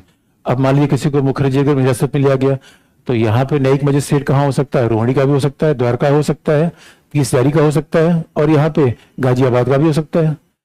किस न्यायिक मजिस्ट्रेट के सामने ले जाया जाएगा, नियरेस्ट। संविधान में इतनी बात लिखी गई है निकटतम, लेकिन आप याद रखिए आडवाणी को अयोध्या में हिरासत में लिया गया था और बादा कोर्ट के सामने लाया गया था। पुलिस के सामने तमाम लोग फूल होते हैं, संविधान में कहा गया नियरेस्ट, लेकिन अब सवाल है नियरेस्ट में पुलिस दिखा देगी कि वहां लोग व्यवस्था की स्थिति ठीक नहीं है। अब संविधान में कहा गया कि 24 घंटे के भीतर आ जाओ, जिसमें यात्रा का समय शामिल नहीं होगा। पुलिस कहती है टायर पंचर हो गया था, अब उसमें क्या करें, पुलिस कहती है जाम लगा था, अब जाम के बारे में कौन सी सीसीटीवी रिपोर्ट मांगी जाएगी। तो पुलिस के पास बहाने बड़े सारे हैं, बहाने तो बड़े सारे होते हैं, भाई पुलिस की गाड़ी पलट ही जाती है। लेकिन इसके बाद ये भी है, अब आप कहेंगे कि 24 घंटे के भीतर अगर मान लीजिए कि न्यायिक मजिस्ट्रेट ने ही कह दिया भाई चलो जेल, इसलिए कहा भी जाता है कि व्यक्ति को दो प्रकार की कस्टडी में रखा जाता है, एक होती है पुलिस कस्टडी, दूसरी होती है न्यायिक कस्टडी। पुलिस कस्टडी न्यायिक कस्टडी के बीच क्या फर्क होता है भाई। पुलिस कस्टडी का मतलब है जो व्यक्ति थाने की निगरानी में है, थाने के लॉकअप में बंद है। न्यायिक कस्टडी का मतलब है, जुडिशियल कस्टडी का मतलब है अब वो मजिस्ट्रेट के अंतर्गत है। अगर जुडिशियल कस्टडी में कोई व्यक्ति है तो जब भी पुलिस उसको कहीं ले जाएगी ले आएगी, उसका बाकायदा मेडिकल रिपोर्ट कराना पड़ेगा, मजिस्ट्रेट की परमिशन चाहिए। थाने में कोई व्यक्ति बंद है तो उसको ही ले जाओ, अब कोई फर्क नहीं पड़ता, कितना कूटो पीटो। होना नहीं चाहिए ऐसा, कई बार व्यवहारिक रूप में हो जाता है। इसलिए इसलिए व्यक्ति को क्या क्या कहा गया है कि वह अपने अपने पसंदीदा, इसलिए जो व्यक्ति बंद है वो अपने पसंदीदा विधि व्यवसायी से परामर्श करेगा, एडवोकेट ऑफ हिज और हर ओन चॉइस।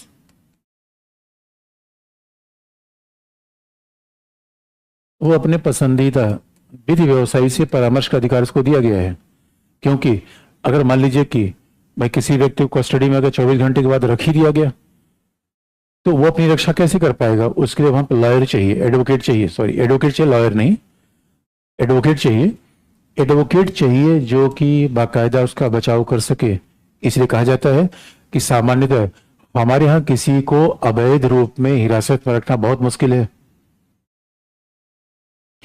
इसलिए आप याद रखिए, हमारे यहाँ अवैध रूप में हिरासत में रखना बहुत मुश्किल क्यों है? क्योंकि आपको कई शर्तों का उल्लंघन करना पड़ेगा। आपको प्रमाणित करना, भाई अवैध रूप में 24 घंटे के बाद किसी को आप रख नहीं सकते। पुलिस 24 घंटे तक रख सकती है, बिना मजिस्ट्रेट के परमिशन से आप नहीं रख सकते। इसका सीधा मतलब है, भारत में हमें तो जो पुलिस अधिकारी बनते हैं उसको ऐसा लगता है हम किसी को हिरासत में ले सकते हैं, लेकिन बहुत कठिन मामला है। और इसलिए जो हमारे यहाँ लॉ को जानता है वो बड़ा पावरफुल आदमी होता है। लेकिन अगर किसी व्यक्ति को विधि के उल्लंघन के बाद दंडित किया जाए, तो इसी को तो पोनेटिव डिटेंशन, विधि के उल्लंघन के बाद, मजिस्ट्रेट के परमिशन के बाद। और जब मजिस्ट्रेट परमिशन दे देता है तब व्यक्ति जेल में रहेगा, और जेल में रहेगा तो क्यों? उसके बाद फिर पुलिस उसके ऊपर चार्जशीट फाइल करेगी। अब पुलिस उसके ऊपर चार्जशीट फाइल करेगी तो फिर उसके ऊपर ट्रायल चलेगा। अब ट्रायल चलेगा तो ट्रायल कितने दिन में होने चाहिए हमारे यहाँ निश्चित नहीं है। इसलिए हुसैन आरा खातून केस में क्या था? हुसैन आरा खातून केस का मामला यह था, हुसैन आरा खातून केस बिहार का से सामाजिक महिला का था। इंडियन एक्सप्रेस की पत्रकार थी कपिला हिंगुरानी। कपिला हिंगुरानी ने बाकायदा न्यूज छाप दिया और उन्होंने कहा कि एक महिला जो बिहार की जेल में बंद है, उसको जिस अपराध में बंदी किया गया है उसकी सजा है 5 साल और 10 साल से जेल में ट्रायल दे रही है। अगर सोच के देख लीजिए ये कैसा अन्याय है। इसलिए हमारे यहाँ प्रक्रिया ही पनिशमेंट है। इसलिए आप देखेंगे उच्चतम न्यायालय बार बार कहता है जेल नहीं, बेल दो, बेल दो।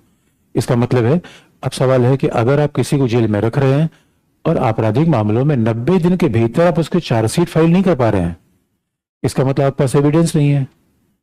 अगर आप चार्जशीट फाइल नहीं कर पा रहे तो उस व्यक्ति को बाहर करना पड़ेगा आपको, आप जेल में नहीं रह सकते। लेकिन अब सवाल यह है, चार्जशीट फाइल भी हो गई, चार्जशीट फाइल हो जाने से कोई व्यक्ति दोषी थोड़ी होता है। इसलिए आप देखेंगे जेल में ज्यादा तौर पे जेल में केवल 20% कैदी ऐसे हैं जिनको न्यायपालिका ने दंडित किया है, 80% अंडर ट्रायल है। मतलब कुछ तो ऐसे हैं जिनके ऊपर चार्जशीट ही नहीं है, चार्जशीट लगाई नहीं गई। अब चार्जशीट जिनके ऊपर चार्जशीट लगाई गई उनका ट्रायल हो रहा है। अब ट्रायल कैसे होता है इसका एग्जाम्पल बता दें। कैदी जेल से भर के आएगा, अपनी नीली नीली बस देखी होगी, कैदी भर के आएगा और मजिस्ट्रेट के सामने, और जब कैदी मजिस्ट्रेट के सामने आया तो पता चला मजिस्ट्रेट नहीं है, दीजिए मजिस्ट्रेट है तो उसका वकील नहीं है, फिर चला गया। ये 3-3, 4-4 महीने एक बार आता है। तो जो एक बार आएगा तो जिस दिन आएगा उस दिन उसका वकील नहीं है, अगले दिन आएगा तो विपक्षी वकील नहीं है, तीसरे दिन आएगा तो न्यायाधीश नहीं है, चौथी दिन आएगा जब सब है तो हड़ताल हो गई। ये हमारे यहाँ तारीख पे तारीख, तारीख पे भाई हर आदमी सनी देओल तो नहीं है, हर आदमी का 2.5 हाथ का हाथ थोड़े है। सुनील बत्रा को जेल में बंद किया गया था और सुनील बत्रा को 2.5 किलो की हथकड़ी लगा दी गई, हाथ ही उखड़ गया। सुनील बत्रा का माय लॉर्ड, ये बताओ मैंने अपराध क्या किया था? न्यायपालिका ने कहा अरे भाई अब तो आपका अपराध आपका सिद्ध ही नहीं है। अगर हाथ कौन देगा? अरे गब्बर ने पैर लिया था, हाथ नहीं लिया था। ये राज्य है, गब्बर है, ये हाथ ही ले लिया। उसके बाद उच्चतम न्यायालय ने कहा था सबको हथकड़ी न लगाई जाए और हथकड़ी बिल्कुल हल्की होनी चाहिए। भाई हमारे यूरोप वगैरह में तो हथकड़ी लगाई ही नहीं जाती। हथकड़ी लगाने का मतलब है गरिमा पर उल्लंघन है। हथकड़ी में जानवर हो क्या हथकड़ी लगा रखे हो? हथकड़ी लगाना जानवरों को होता है। इसलिए उच्चतम न्यायालय ने बाकायदा, कई बार हमारे यहाँ प्रक्रिया बड़ी कठिन है इसलिए कहा स्पीडी, इसलिए हुसैन आरा खातून केस के बाद अभी हमारे यहाँ चीफ जस्टिस ने बाकायदा बात कही है कि जो कैदी जेल में बंद है और जो ऐसे मामलों में बंद हैं, अंडर ट्रायल चल रहे हैं, और जिस मामले में बंद है उनको आधे वर्ष तक सजा काट ली है। मान लीजिए किसी आरोप में बंद है, जहां आरोप है ट्रायल चल रहा है, न्यायपालिका का अन्वेषण करना बाकी है, आरोप है कि 5 साल में सजा मिलेगी, उस मामले में 3 साल से पहले जेल में है, उनको बाहर करिए, अब 2.5 साल हो गए बाहर करिए। और हकीकत की बात ये देखिए, कई बार दोस्तों यही रूल ऑफ लॉ मामला गड़बड़ा जाता है। हमारे यहाँ ज्यादातर जेल के पीछे बंद लोग हैं, गरीब लोग हैं, ये बड़ी विडंबना है। अब एक से मामले हैं, गोमिया हो, दूसरा एग्जाम्पल आपको बता रहे हैं, बिहार के कैदी 20 साल से जेल में बंद था, अचानक फिर एक न्यूज, इंडियन एक्सप्रेस न्यूज छाप दी। इसे देखिए, प्रेस इसलिए हमारा भाई होता है, प्रेस हमारे अधिकारों की रक्षा करता है, और प्रेस ना हो तो ऐसी बात न्यूज तक, दिल्ली तक कैसे पहुंच पाएगी। गोमिया हो के मामले को प्रेस ने छाप दिया, और पता चला जब प्रेस ने छापा मामला तो उसमें न्यूज आई कि गोमिया, जैसे प्रेस ने छापा मामला, उच्चतम न्यायालय के चीफ जस्टिस ने सीधे खड़काया बिहार डीजीपी को, ये आदमी आपकी जेल में है, अपराध बताइए, 2 दिन के भीतर मुझे रिपोर्ट करिए। और आप जानते हैं उच्चतम न्यायालय आदेश देता है तो सब हिल जाते हैं।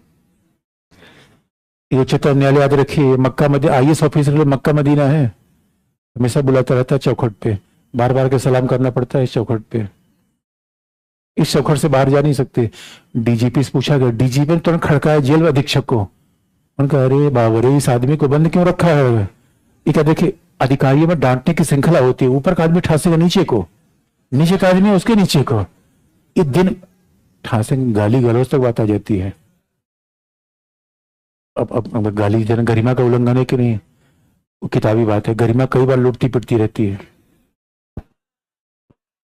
मैं बात तो बता रही, मैंने आपको कहानी बताई थी कि मैं जम्मू कश्मीर जा रहा था, एक कहानी बताई थी मैंने। अरे मैं कश्मीर जा रहा था, अचानक कोई पुलिस ऑफिसर आई, वाहन कोई वाहन चला रहा था, और उसने उस चालक को एक्सटेम्पोर गाली देना शुरू कर दिया। चालक ने कहा सर क्या करें, उनका भाग लो, सर आप तो कहते गरिमा, आपका गरिमा अभी हाथ पहले बचा हो, यहाँ लठ चल जाए इससे अच्छा गरिमा पे ही हमला हो, हाथ पांव बचा लो, उसके बाद जान है तो कई बार शरीर ही बचाना बड़ा बुद्धिमानी होती है, गरिमा के चक्कर में शरीर टूट जाए। गोमिया हो के मामले में जब जेल प्रशासक को खटकाया गया, जेल प्रशासक कांपते हुए उच्चतम न्यायालय में पहुंचा, डीजीपी के पसीने छूट गए, जिसने कहा बताइए क्या मामला है। उनका सर कोई आरोप ही नहीं है। उनका जेल में कैसे रखा, उनका कोई जमानत लेने नहीं आया। हमारे जेल का नियम है, अगर किसी को जमानत लेने कोई नहीं आया, जमानतदार मिलना बहुत जरूरी है। जमानतदार से 10-5 हजार रुपए भी भेजा जाता है, और जमानतदार से ही कहा जाता है अगर आदमी भाग गया तो अगला नंबर आप हो गए। आदमी डर जाता है, आदमी सोचता है अपने भी जमानत लेने नहीं आते। ऐसे मामले में आदमी 20 साल रह गया बिना किसी अपराध के, ये प्रक्रिया है। इसलिए कई बार दोस्तों हमारा फंडामेंटल ऐसे मेंटल हो जाता है कि हम देखते रह जाते हैं। लेकिन चिंता की बात नहीं, रिफॉर्म हो रहा है बहुत तेजी से। इसी और जेल कैसा होना चाहिए, जेल रिफॉर्म सेंटर होना चाहिए। अरे जेल के बाद आदमी मानव है ना, जो आदमी जेल में हुए हैं वो परिस्थितियों के बस अपराध होता है। और हम क्या सोचते हैं, अपराध जेल में जाने वाले सारे आदमी दानव हैं। हम कई बार, एक बार मेरे साथ कोई आदमी जा रहा था, वो नीली बस तरफ देख नहीं रहा था, अरे मैं देख लो कौन जा रहा है, अरे सब बेकार के लोग हैं, अरे तुम्हारे जैसे ही लोग हैं ये। अरे एक व्यक्ति कई बार परिस्थितियों बस अपराध हो जाता है, और आधे लोग तो अपराधी है नहीं, यही तो पता नहीं है। इसे हमारा जेल कैसा होना, रिफॉर्म सेंटर होना चाहिए। ये बड़ी समस्या है हमारे जेल में। जेल में आप जाके देखो तो पता चला वहीं पे लॉरेंस बिश्नोई भी है, वहां सभा चल रही है पूरी। जेल में कई बार मछली खाने के लिए तालाब खुदवा दिया गया, ऐसे से जेल अच्छे आदमियों के लिए बड़ी अच्छी है, और गरीब आदमियों के लिए कोई जेल में धनाधन आम खाए पड़ा हुआ है, और किसी को जेल में दाल नहीं मिल रही है। तो ये बड़ी दिक्कत की बात है दोस्तों, यही समस्या है जेल में। और जब जेल में आदमी जाता है तब समझ में आता है जेल में कितनी समस्या है, उसकी जब बाहर रहता है तो समझ नहीं आता उसको, है सरकार में। इसलिए आर्टिकल 22 में हमें इतने अधिकार दिए गए हैं, व्यवहारिक रूप से समस्याएं होती है। इसका मतलब सामान्यता मान लीजिए आप, किसी व्यक्ति को जेल में रखना लगभग असंभव है, और यही तो राइट टू लाइफ है। राइट टू लाइफ का सबसे बेसिक मतलब तो यही है। इसे अनुच्छेद 22 में पहले राइट टू लाइफ, मनमानी हिरासत में लेने के खिलाफ अधिकार, यही आर्टिकल 22 क्लॉज 1 और 2 है। अब मैं आपको दिखा दूं क्या लिखा हुआ है क्लॉज 1 और 2 में।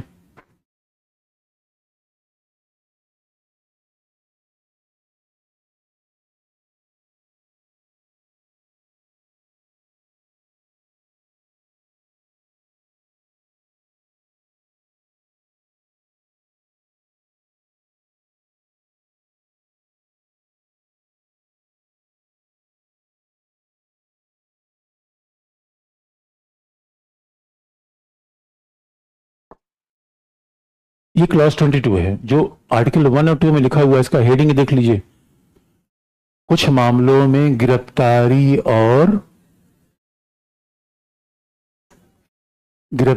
और नजरबंदी के खिलाफ संरक्षण। ये गिरफ्तारी नजरबंदी के खिलाफ संरक्षण है या जीवन का अधिकार है? जीवन का अधिकार है ये जीवन का अधिकार है। इसी बात को दो चार लाइन लिख लीजिए, उसके बाद दूसरे पर आते हैं। चार लाइन लिख लीजिए, लिख लीजिए। अनुच्छेद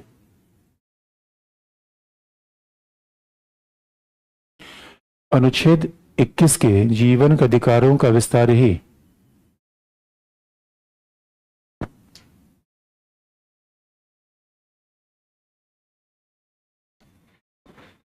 अनुच्छेद 21 के जीवन के अधिकारों का विस्तार ही अनुच्छेद 22 में है।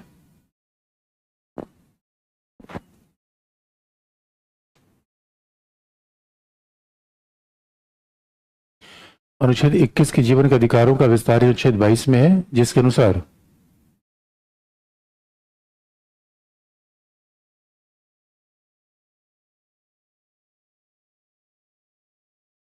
जिसके अनुसार किसी भी व्यक्ति को, केवल नागरिक को नहीं, किसी व्यक्ति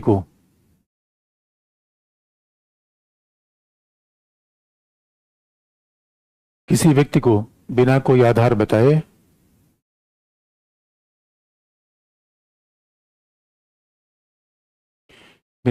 बताए हिरासत में नहीं लिया जाएगा।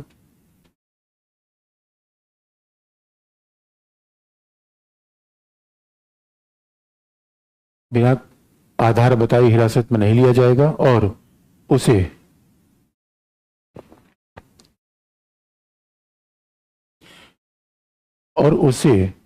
अपने पसंदीदा विधि व्यवसायी से भी परामर्श का अधिकार होगा।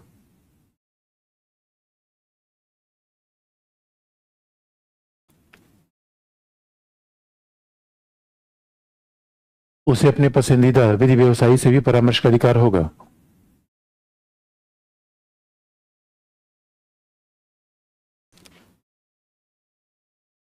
अगला पॉइंट, अनुच्छेद 22 पुलिस स्टेट। अनुच्छेद 22 पुलिस राज्य का विरोधी विचार है।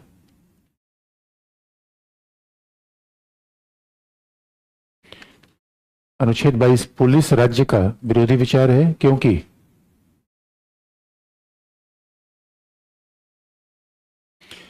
बिना पुलिस राज्य, अच्छा पुलिस राज्य का बड़ा महत्वपूर्ण शब्द है, आप देखिए बहुत भयंकर शब्द है पुलिस राज्य, पुलिस स्टेट। पुलिस स्टेट का मतलब जानते हैं, जहां पुलिस कुछ भी कर दे, पुलिस पर कोई कंट्रोल ना हो। अनुच्छेद 22 क्या बताता है? पुलिस पर कंट्रोल किसका होगा? मजिस्ट्रेट का। ये बहुत ध्यान से सुनने की बात है। ये अगर हमारे यहाँ पुलिस पे मजिस्ट्रेट कंट्रोल ना होता तो आप याद रखिए जीवन का अधिकार रहता ही नहीं। यही विधि का शासन है। इसलिए आप याद रखिए, एक बार मैं एक मैगजीन पढ़ रहा था, शब्दों को कितना मर्म होता है जब आराम शब्दों को पढ़िए। एक बार मैगजीन पढ़ रहा था जहां पे एक फेक इनकाउंटर हो गया था। कई बार हमारे फेक इनकाउंटर हो जाता है। उस मैगजीन की हेडलाइन दी गई थी पुलिस स्टेट। अगर किसी ने हमारे राज्य को पुलिस राज्य कह दिया, एक ही झटके में उसने विधि के शासन, संविधानवाद और जीवन के अधिकार को एक धज्जिया में उड़ा दिया उसने। हमारे पुलिस स्टेट नहीं है, इसलिए पावरफुल पुलिस नहीं है, पावरफुल लॉ है।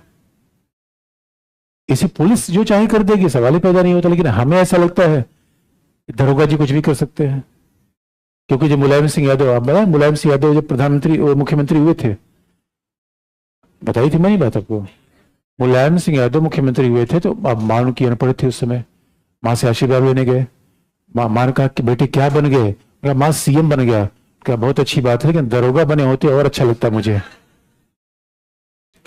दरोगा की वर्दी की पावर क्या होती, पहली बार मैं समझ पाया। मैं क्लास 6 में था, मैं किसी स्टेशन कहीं जा रहा था तो मैं कुतूहल हुआ। मैंने कहा सर ये 3 स्टार का मतलब क्या है। दरोगा जी ने 180 डिग्री पर गर्दन घुमाते हुए कहा इंस्पेक्टर। एक बात याद रखिए, ये वर्दी ही बड़ी, वर्दी का शासन है अल्लाह का शासन है। वर्दी बड़ी है अल्लाह है, पुलिस बड़ा है वकील है, आईपीएस बड़ा है जज बड़ा है। याद रखिएगा, पुलिस कुछ नहीं कर सकती। लिख लो बच्चा, क्या लिखा आपने।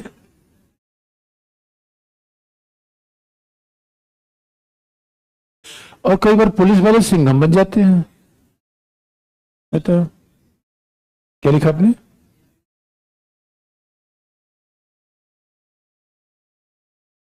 पुलिस राज्य, क्योंकि पूरा सेंटेंस पढ़ दीजिए। एक एक व्यक्ति पढ़ी यार, ऐसे एक तभी तो समझ।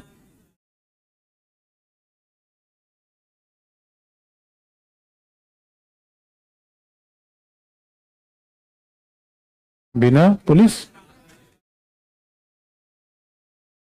नहीं नहीं, बिना बिना पुलिस हटा दीजिए, बिना, बिना पुलिस हटा दीजिए। बिना मजिस्ट्रेट, बिना न्यायिक मजिस्ट्रेट की अनुमति से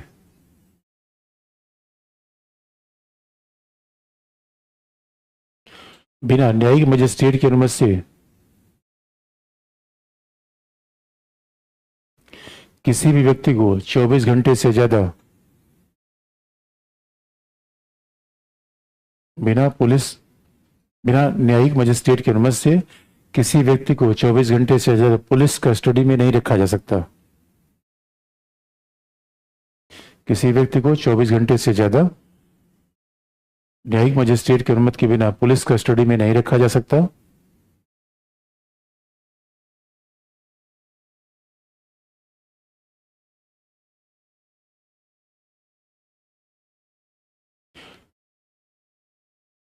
और 24 घंटे के बाद, जो स्वाभाविक रूप में यात्रा का समय शामिल नहीं है, 24 घंटे के बाद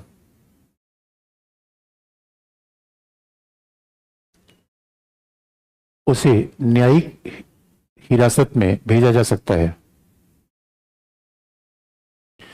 24 घंटे के बाद उसे न्यायिक हिरासत में भेजा जा सकता है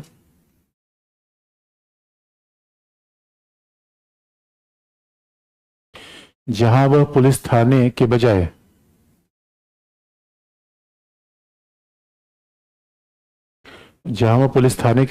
केंद्रीय जेल में रखा जाता है।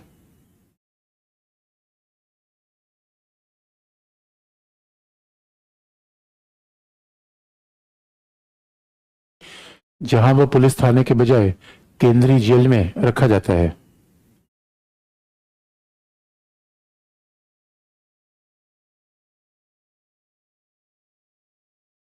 केंद्रीय जेल में रखा जाता है। और आपने देखा होगा सामान्यतः न्यायिक हिरासत 14 दिन की होती है। इसका मतलब हर 14 दिन के बाद स्वाभाविक तौर पर ये बाकायदा राज्य को प्रमाणित करना पड़ेगा कि आखिर में उन्होंने क्यों किसी को बंद किया है। और किसी को न्यायिक हिरासत से भी अगर पुलिस ले जाती है तो मेडिकल चेकअप करानी पड़ेगी।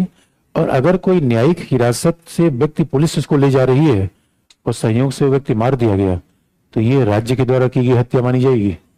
इसलिए आप देखें जब अतीक अहमद की हत्या हुई तो वहां राज्य की विफलता थी। अब अतीक अहमद कितना भी बड़ा अपराधी रहा हो, लेकिन वो पुलिस उस समय न्यायिक हिरासत में था और न्यायपालिका ने पुलिस को अनुमति दी थी कि आप इसको ले जाइए, क्योंकि पुलिस ने कहा था कि हमें हथियार रिकवर करना है, हमें हथियार रिकवर करना है। इसका मतलब है पुलिस की हिरासत में रखा हुआ कोई व्यक्ति तो अगर मार दिया जाए तो भी समस्या है, लेकिन मजिस्ट्रेट की हिरासत में अगर कोई व्यक्ति मार दिया तभी समस्या है, तो बड़ी समस्या है। इसलिए हमारे यहाँ विधि का शासन है। इसलिए आप देखें अगर कस्टोडियल डेथ हो जाए, कोई जेल में रखा गया और अगर संयोग से पुलिस लॉकअप में कोई मर जाए तो आप समय पुलिस को लेने के देने पड़ जाएंगे। सारा अपराध तो एक तरफ, इसलिए पुलिस कई बार देखती है जिसको हिरासत में चंगा उंगा आदमी है कि नहीं, बीमार हुआ पता चला वहीं जाके लुढ़क गया, अपने से भी लुढ़का तो कौन जाएगा। सारी तब तक रिपोर्ट नहीं गई तब तक तुरंत सस्पेंड होना पड़ेगा। ये हमारे यहाँ, इसीलिए आप देखेंगे व्यवहारिक रूप में कई बार जो पुलिस इनकाउंटर है ऐसा नहीं होना चाहिए, लेकिन हमारे कई बार व्यवहारिक बातें हो जाती है क्योंकि विधि और संविधान के शासन में चीजें परमिसिबल नहीं है। लेकिन अब सवाल है, ये जो अधिकार हमें दिया गया है, जो अधिकार हम देख रहे हैं, उसमें तो ऐसा लगता है किसी व्यक्ति को दंडित करना लगभग नामुमकिन है। जो अधिकार अभी हमने देखा है उसमें तो बड़ा अलग किस्म का मामला दिख रहा है। इसका मतलब हम किसी को दंडित करेंगे, यानी पुलिस कभी हिरासत में लेगी, एफआईआर करेगी, एफआईआर करेगी, चार्जशीट बनाएगी, फिर व्यक्ति अपने बचाव के लिए वकील करेगा, फिर मामला कोर्ट में चलेगा। तो इतना प्रोसीजर बड़ा टेढ़ा है। इसका मतलब किसी को हिरासत में रखना बहुत कठिन काम है। अब सवाल ऐसा है, इसका मतलब यहां पर किसी को हिरासत में लिया जा रहा है तो मामला एक है, या तो उसने कोई अपराध किया है, या तो उसने मर्डर किया, से उसने हत्या किया है, या तो उसने डकैती की है, या तो उसने चोरी की है। भाई चोरी सरकारी संपत्ति को है, व्यक्ति को हो, बाकी एक ही है। इस मामले में व्यक्ति को हिरासत में लिया जाता है। क्रिमिनल केस ये होते हैं, उसमें कॉग्निजेबल भी होते हैं, नॉन कॉग्निजेबल होते हैं, शायद मैंने आपको बता रखा है, संज्ञेय और असंज्ञेय, बेलेबल नॉन बेलेबल। कई अपराध ऐसे होते हैं जिसमें बेल मिलती ही नहीं, प्रक्रिया का मामला है। लेकिन आप मान लीजिए कि अपराध की बात ना हो, हत्या की बात ना हो, डकैती वाली बात ना हो। अब याद रखिए 370 हमने हटाया, और 370 हटाया, मुझे महबूबा को खोपचे में लेना था, महबूबा को, महबूबा मुफ्ती। तो महबूबा को मैं कैसे खोपचे में लेता? इन आधारों पे तो जा नहीं सकती थी, कोई ने अपराध किया, ने हत्या कर डकैती किया। इसलिए एक खास बात है,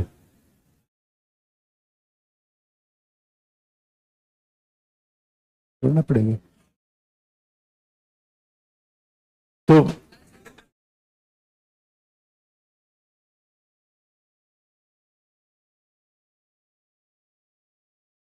अरे भाई रुक जाओ बच्चों, रुक जाओ।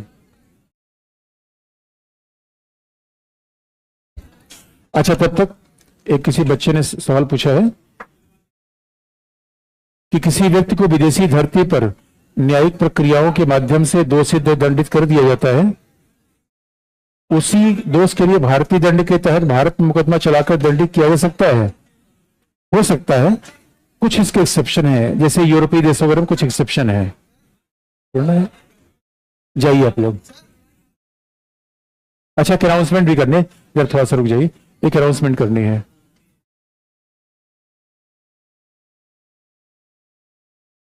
अच्छा, मजा नहीं आता ऑनलाइन में। अच्छा ये अच्छा दो भी ऑनलाइन मजा नहीं, क्या बड़ा बेकार लगता है ऑनलाइन। दो तीन बंद कर दो फिर।